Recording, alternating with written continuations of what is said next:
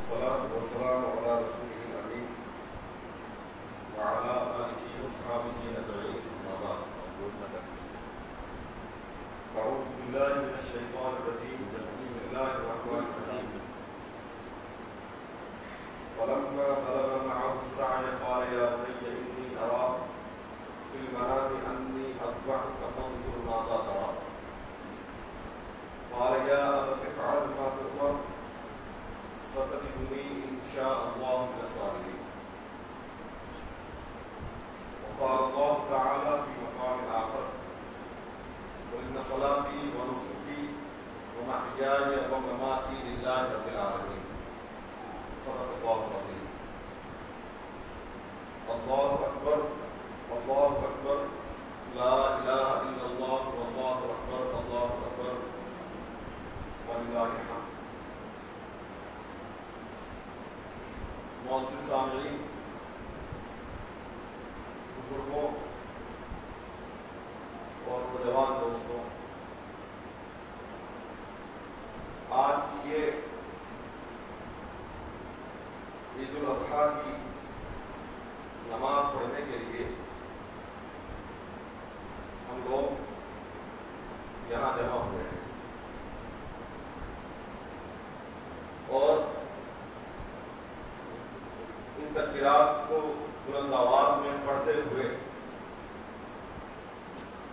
ہم اپنے گھروں سے نکلے، جن میں اللہ کی کبریائی، اس کی بڑائی اور اس کی وحدانیت کا نغمہ ہم نے بلند کیا. اللہ اکبر اللہ اکبر لا الہ الا اللہ واللہ اکبر وللہ الحمد. آج جو خوشی کا دن ہم منا رہے ہیں، عید الاضحیٰ، اس کی تاریخ کا بہت گہرا تعلق توحید کے پیغام سے ہی ہے. عید الاضحیٰ کو جس یادگار کے طور پر بنایا جاتا ہے، وہ دراصل ابراہیم علیہ السلام کی عظیم قربانی، ان کی عشق و وفا کی داستان اور ان کے صبر و استقامت کا بے نظیر مظاہرہ، اس کو قرآن نے بھی بیان کیا ہے. ابراہیم علیہ السلام کی عظیم الشان ایثار و قربانی کی یادگار کے طور پر عید الاضحیٰ اور یہ خوشی کا دن پوری دنیا میں اہل ایمان مناتے ہیں. قربانی کیا چیز ہے؟ عید کے دن تمام مسلمان اہل ایمان قربانی پیش کرتے ہیں. قربانی دراصل اسلام کی حقیقت اعلیٰ کی ایک تمثیل ہے. اسلام کی حقیقت ہے قربانی. محبت کی عملی شکل قربانی ہوتی ہے. انسان جس سے محبت کرتا ہے اس کی خاطر قربانیاں دیتا ہے. ایسی ایک عظیم قربانی ابراہیم علیہ السلام نے اللہ رب العالمین کے عشق، اللہ سے محبت اور اللہ سے وفاداری کا ثبوت پیش کرتے ہوئے اللہ کی بارگاہ میں قربانی پیش کی. اور قرآن نے اس کا تذکرہ کیا ہے.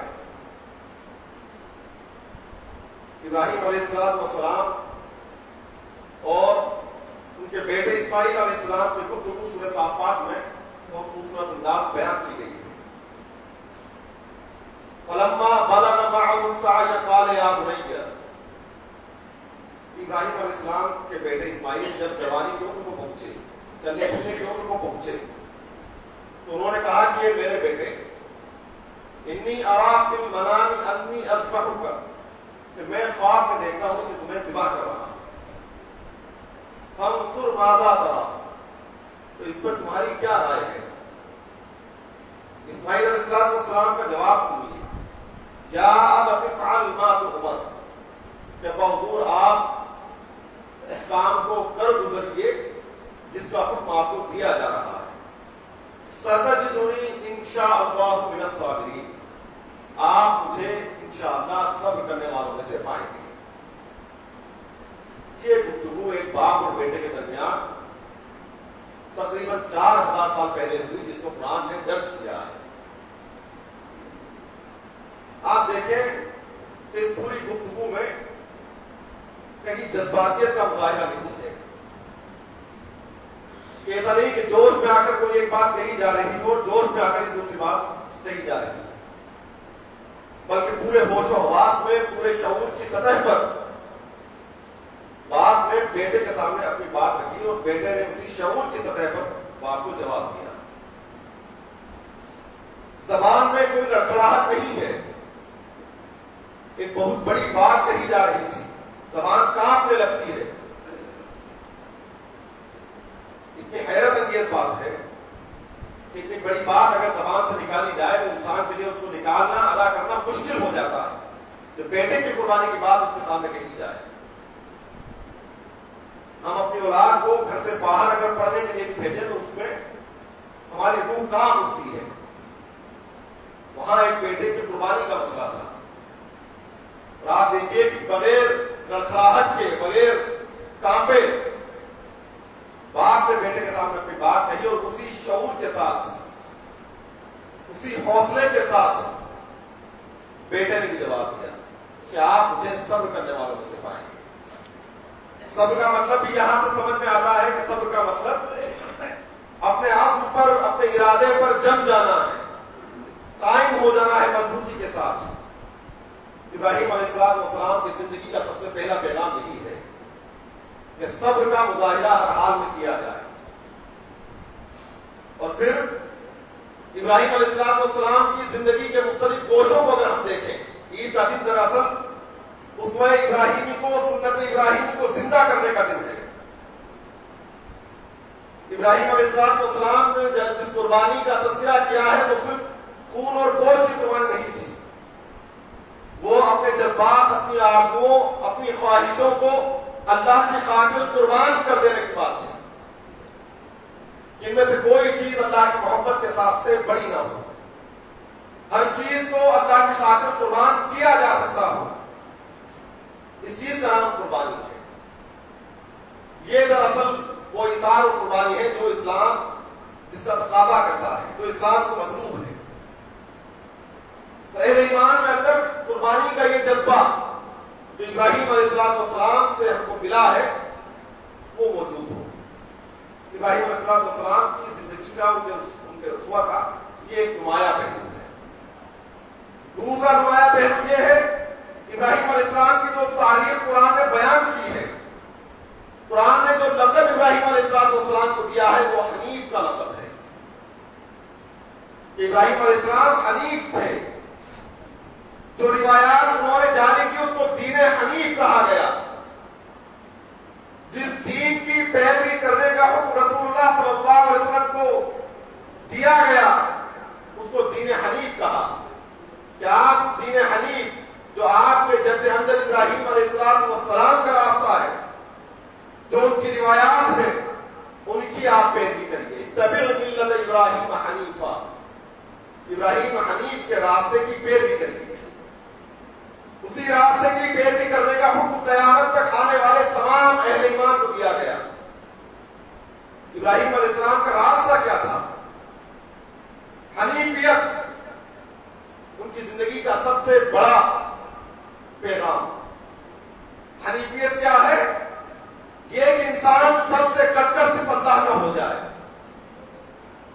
انسان کے روح و قلب پر اللہ کے رنگ کے سوا کوئی اور رنگ نہ ہو.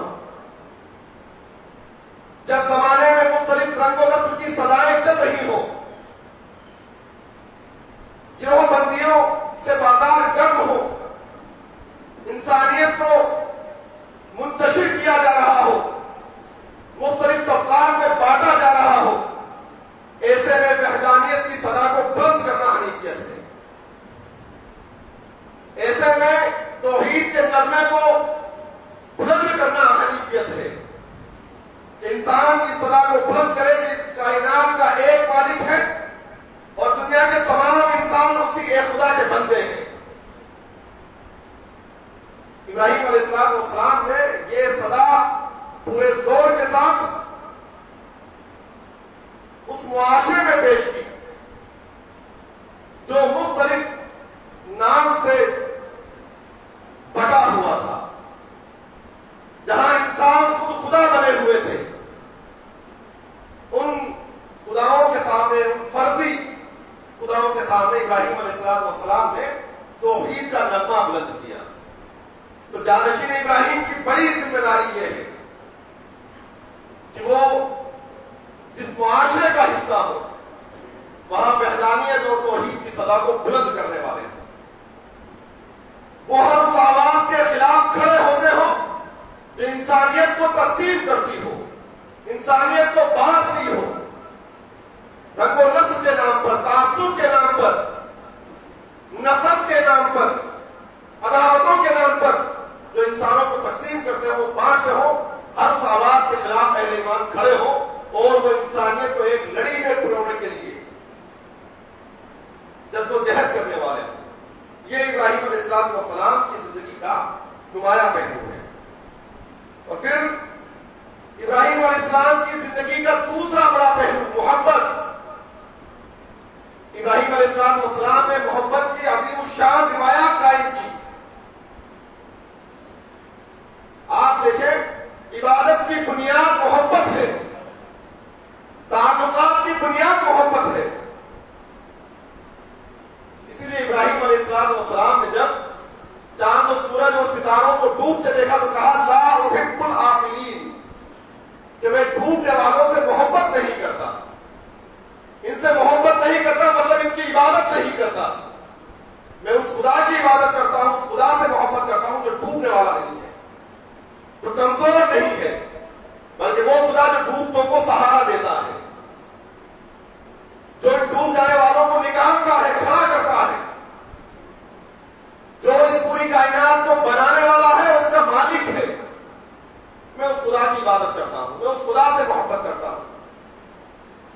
اور یہ محبت ہی کا تقاضا تھا، محبت ہی کی عملی تصویر تھی کہ بتوں کی خدائی کا انکار ہو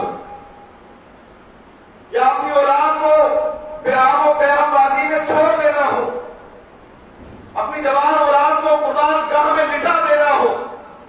ہر جگہ جذبہ محبت ہی کار فرما تھا کہ جس نے سینوں کو کھول دیا، دست و بازو کو طاقت بخشی اور قدموں کو استقامت عطا کی کہ اپنے فیصلے پر ابراہیم علیہ السلام قائم رہے. یہ جذبہ محبت جانشین ابراہیم اپنے اندر پیدا کرے. یہ محبت ہی کے نتیجے میں قربانی کا جذبہ پیدا ہوتا ہے. ہم انسانیت کے لیے دردمندی، انسانیت کے لیے سوز، انسانیت کے لیے طرف، ہمدردی اپنے اندر پیدا کریں. جب زمانے میں نفرت کی چنگاریاں اٹھ رہی ہوں، نفرت کے شعلے بھڑک رہے ہوں، تو وہ شعلے ہمارے دلوں کو جلانے والے ہیں. ان نفرت کی آگ سے ہمارے دل تڑپ اٹھتے ہوں. جس طرح ابراہیم علیہ السلام کو آتش نمرود میں ڈالا گیا، جس طرح اس آگ میں کودنے کے لیے ابراہیم علیہ السلام تیار ہوئے، اسی طرح نفرت کی آگ میں کود پڑنے کے لیے ہم بھی تیار ہوں. ہم انسانیت کے لیے کارآمد ہو، فائدے مند ہو. ابراہیم علیہ السلام کی زندگی کا بڑا پیغام یہ ہے کہ ان کے جانشین انسانیت کے لیے فائدے مند ہو.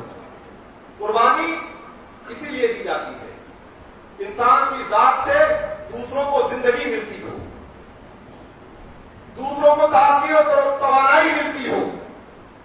تو حنیفیت اور محبت ابراہیم علیہ السلام کی زندگی کے نمایاں پہلو ہیں. پھر ہمت و شجاعت، بہادری کا مظاہرہ ابراہیم علیہ السلام نے ہر موقع پر کیا. نمرود کے سامنے کھڑے ہو کر توحید کی دعوت ابراہیم علیہ السلام نے دی.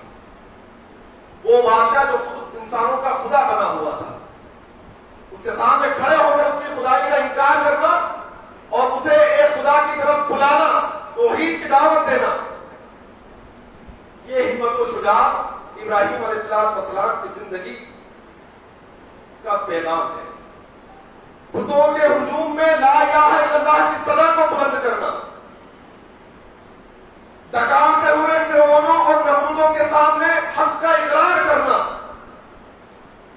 اور ایسے اہنکاری مغرور اور متکبرین جو صرف اپنے من کی بات لوگوں کو سناتے ہو، ان کے سامنے بے خطر کھڑے ہو کر یہ بات کہنا کہ ایسے دستور کو، صبح نور کو میں نہیں مانتا، میں نہیں مانتا، یہ اسوہ ابراہیم ہے، یہ سنت ابراہیم ہے. انسان ایسے دور میں جب ایسے ظالم حکمران متکبرین لوگوں کو اپنے ظلم کا نوالا بنانا چاہتے ہو، جانشین ابراہیم اس وقت تماشائی نہ بنے رہے، بلکہ وہ پوری شجاعت، بہادری اور ہمت کے ساتھ کھڑے ہو، اور حق و باطل کے لڑنے میں وہ حق کے سپاہی ہو، سچائی کے سپاہی ہو، حق اہل حق کی صفوں میں کھڑے ہوئے نظر بھی آتے ہو. یہ نہیں کہ صرف حق کی بات کرتے ہو، بلکہ حق والوں کی صف میں کھڑے ہوئے نظر آتے ہو، باطل کے عالم برداروں کو نظر آتے ہو. باطل یہ جان لے کہ کون ہے جو حق کے ساتھ کھڑا ہوا ہے. یہ اسوہ ابراہیمی ہے. ایسے ظالموں کے سامنے کھڑے ہو کر حق کی بات کرنا اور استقامت کا مظاہرہ، آزمائشوں میں استقامت. ابراہیم علیہ السلام کی پوری زندگی کا پیغام استقامت ہے. ہر مرحلے پر استقامت کا مظاہرہ کیا. استقامت فکر و نظر کے میدان میں، مارکہ حق و باطل میں استقامت، استقامت عشق و وفا کے امتحان میں، اور حق پر چلتے ہوئے مختلف آزمائشوں کو برداشت کرنے کے لیے استقامت لازمی ہے. ابراہیم علیہ السلام کی زندگی کا پوری زندگی کی تھیم استقامت ہے. آپ سے آپ کے والد نے کہا کہ اگر تم واپس پلٹ کر نہ آئے تو میں تمہیں سنگسار کر دوں گا. تم نے اگر ہماری ملت کو چھوڑا، ہمارے طریقے کو چھوڑا. ابراہیم علیہ السلام کو سلام کر کر ان کے گھر سے نکل گئے. ان کی قوم نے کہا کہ ان کو جلا دو یا قتل کر دو، اقتلوہ وحرقوہ، قتل کر دو، جلا دو. اس موقع پر ابراہیم علیہ السلام نے استقامت کا مظاہرہ کیا اور کہا کہ اگر تم مجھے جلانا چاہتے ہو، قتل کرنا چاہتے ہو، اس کے باوجود میں تمہارے ان خداؤں سے، تمہارے ان بتوں سے اعلان برات کرتا ہوں. آپ دیکھیں کہ ایسے ہر موقع پر استقامت کے مظاہرے کے نتیجے میں اللہ نے ابراہیم علیہ السلام کی مدد کی. ابراہیم علیہ السلام کے صرف نام کو زندہ نہیں رکھا، بلکہ آپ کی ایک ایک ادا کو اللہ تعالیٰ نے قیامت کے لیے بقا بخش دی، زندگی بخش دی. پوری تاریخ دیکھیں کہ جو چیز ابراہیم علیہ السلام سے منسوب ہو گئی وہ چیز ہزاروں سال سے زندہ ہے، جاری ہے، اس کو دوام حاصل ہوا، کیونکہ ابراہیم علیہ السلام کی دعوت دائمی تھی اور آفاقی تھی. ابراہیم علیہ السلام کی ادائیں صرف کسی علاقے میں محدود نہیں رہی، پوری دنیا میں پھیل گئی. آپ دیکھیں کہ جو صدا ابراہیم علیہ السلام نے 4000 سال پہلے لگائی تھی، اس صدا کو آج تک پوری دنیا سن رہی ہے، اور پوری دنیا سے پروانوں کی طرح لوگ امڑتے ہیں اور خانہ کعبہ کے طواف کے لیے پہنچتے ہیں. جو قربانی آپ نے پیش کی، اس قربانی کی رسم آج بھی زندہ ہے. تو جو قوم، جو امت ابراہیم علیہ السلام کے نام سے منسوب ہو، کیا یہ ممکن ہے کہ اس امت کو مٹایا جا سکے؟ آپ دیکھیں کہ وہ آب زمزم کا کنواں جو اس وقت چشمے کی صورت پھوٹ پڑا، وہ آب زمزم کا کنواں اتنے ہزاروں سالوں میں نہیں سوکھا. تو یہ امت، یہ ملت جو ابراہیم علیہ السلام سے منسوب ہو، اس کو مٹانے کے خواب کسی کے کیسے پورے ہو سکتے ہیں؟ اس ملت کے اندر یہ حوصلہ ہونا چاہیے، یہ امید ہونی چاہیے کہ یہ جانشین ابراہیم ہے، ان کا مشن اسوہ ابراہیمی کو زندہ کرنا ہے، ان کو ختم کرنے کا کسی کا خواب پورا نہیں ہو سکتا ہے. کہ یہ ابراہیم علیہ ابراہیم اور اسماعیل علیہ السلام کی دعاؤں کے نتیجے میں وجود میں آئی ہے. خود خدا نے اس امت کو وجود بخشا ہے اور قیامت تک کے لیے وجود بخشا ہے. دوام اس کو دیا ہے. اس کی بقا کی ذمہ داری خود اللہ نے دی ہے کہ وہ امت مسلمہ کو باقی رکھے گا, جانشین ابراہیم کے نام کو باقی رکھے گا, ابراہیم علیہ السلام کی روایات کو باقی رکھے گا. تو جانشین ابراہیم مایوس نہ ہو. امت مسلمہ بطور خاص نوجوان ابراہیم علیہ السلام کی ایک ایک ادا کو زندہ کرنے, اس کو جاری رکھنے اور اس بار اس میں ابراہیمی کو اختیار کرنے کے لیے اٹھ کھڑے ہوں. وہ اپنے اندر یہ جذبہ موجود پاتے ہوں کہ ابراہیم علیہ السلام کی داعیانہ تڑپ, ان کے اظہار و قربانی کا جذبہ, خدا کے ساتھ عشق و وفا کے امتحان سے گزرنا, ان تمام چیزوں کے لیے امت مسلمہ اور نوجوان تیار ہو. وہ کسی طرح کے حالات سے نہ گھبرائیں, وہ کسی بھی آواز کو سن کر نہ کانپے. کتنے ہی بڑے ظالم کی آواز ہو, اس آواز میں کیسی ہی گڑگڑاہٹ ہو, کیسی ہی بجلی کی طرح چاہے وہ شور مچانے والی آواز ہو, کہ یاد رکھیں کہ بجلیوں اور بادلوں کی گرجوں کا شور بہت دیر تک نہیں ہوتا ہے, وہ دائمی نہیں ہوتا ہے, وقتی ہوتا ہے. تو استقامت اور صبر کا مظاہرہ اگر جانشین ابراہیم کرتے ہیں تو جو مدد ابراہیم علیہ السلام کے ہر قدم پر اللہ نے کی ہے, وہی مدد, وہی نصرت جانشین ابراہیم کی بھی اللہ تعالیٰ کی طرف سے ان کو حاصل ہوگی. تو جانشین یہ امت بندگان خدا کو خدا کا پیغام پہنچانے کے لیے کھڑی ہو. گھٹا ڈول اندھیروں میں اپنے دل کو جلا کر روشنی امت دینے والی ہو.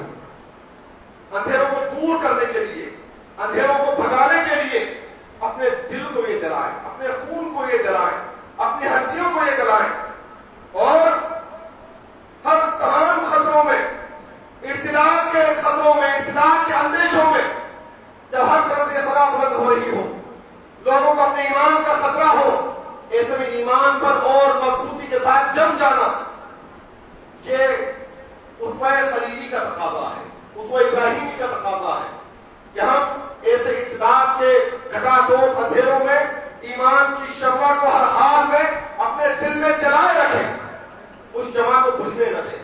بلکہ یہ حالات اس بات کا اور تقاضا کرتے ہیں کہ ہم اور زیادہ مضبوطی کے ساتھ اپنے ایمان پر, اپنے عقیدے پر, اپنے فکر و نظر پر, اپنے اقدار اور اپنی ویلیوز پر, اسلامی روایات پر نہ صرف قائم ہو بلکہ عملی طور پر ان کا مظاہرہ کرنے والے ہوں. وہ لوگ یہ کہیں کہ ہم اہل ایمان کو نماز نہیں پڑھنے دیں گے, ان کے سامنے خدا کے آگے 100 بار سجدہ کیا جائے. وہ لوگ یہ کہتے ہوں کہ یہ بھی ہماری طرح بتوں کے آگے سر پر سجود ہو, ایسے لوگوں کے سامنے ایک خدا کی وحدانیت, اس کی توحید کے نغمے کو اور زور سے پکارا جائے. ایسے موقع پر نہ خاموش رہا جائے اور نہ چھپا جائے بلکہ عملی طور پر اس پر ابراہیم کو زندہ کر کے دکھایا جائے, قربانی پیش کی جائے. اور یہ یاد رکھیں کہ یہ دنیا نہ یہ دنیا ہمیشہ کے لیے ہے اور نہ یہاں کوئی انسان ہمیشہ کے لیے ہے. نہ کوئی بڑے سے بڑا ظالم ہمیشہ رہے گا, نہ کوئی ایمان والا ہمیشہ رہے گا. تو نظر آخرت پر ہو, آخرت کی زندگی پر ہو. اگر اس اسوے کو اور ابراہیم علیہ السلام کی سنت کو زندہ کرنے کا یہ جذبہ ہم اپنے اندر رکھیں گے تو اس بات کی امید ہے کہ اللہ تعالیٰ اس دنیا میں توحید کے متوالوں کے خواب کو, ان کے مشن کو پورا کرے گا, اور یہ جہاں معمور ہوگا نغمہ توحید سے. اللہ سے دعا ہے کہ اللہ تعالیٰ اس کو ابراہیمی کو زندہ کرنے اور عید الاضحیٰ کو جو قربانی ہم پیش کرتے ہیں اس قربانی کی اصل روح کو سمجھ لیں اور اس کے اصل تھیم کے مطابق کہ ان صلاتی و نسکی و محیای و مماتی للہ رب العالمین, کہ میری نماز, میری قربانی, میرا جینا, میرا مرنا سب اللہ رب العالمین کے لیے ہے. اس تھیم پر اپنی زندگی کو گزارنے کی ہم کو توفیق دے. اللہ اکبر, اللہ اکبر, لا الہ الا اللہ, واللہ اکبر, اللہ اکبر, وللہ الحمد, وآخر دعوانا الحمد للہ رب العالمین.